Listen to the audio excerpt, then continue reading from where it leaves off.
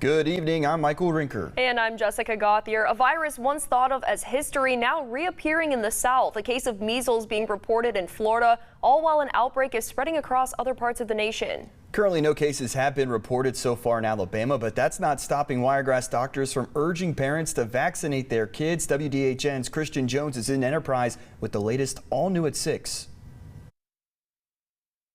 It's a virus that was eradicated decades ago, but after a recent outbreak, one local doctor says it could be making a return to the wiregrass. Over the past month, the United States has been dealing with an outbreak of the measles, with hundreds of cases appearing throughout states reaching from Texas to New Jersey, with the latest case confirmed Tuesday in South Florida. Measles is a respiratory illness that results in a bright red rash throughout the body, among other symptoms. They include fever as one of the very first symptoms, runny nose, and red eyes.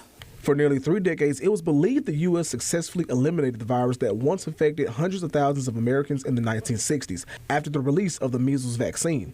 But recently, the COVID-19 pandemic has changed the way many Americans feel about vaccinations of any kind, which has ultimately led to fewer and fewer children getting the measles vaccine, which could soon spell trouble for the wiregrass. Unfortunately, we have not yet seen an increase in people coming in for their vaccines. We continue to see a decline in vaccine rates. The vaccination rates in the wiregrass of Alabama we have pockets where they're some of the lowest in the state. And so should measles come to Alabama, this is likely to be one of the first places that we will see spread of measles. Enterprise pediatrician Dr. Nola Ernest says the best way to prevent the spread of this highly contagious virus is to receive both rounds of the vaccinations. Measles can affect just about anyone of any age, but is most serious in small children. The virus kills about 1 in every 1,000 people and hospitalizes 1 in every 5 children.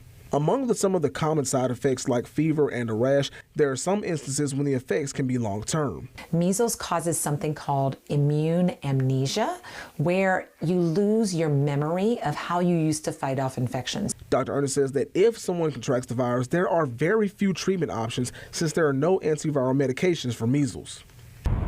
Now, Dr. Ernest recommends that everyone should consult with their local doctor or a pediatrician about receiving a vaccination to help stop the spread of this deadly virus. In Enterprise, Christian Jones, WDHN News for the Wiregrass.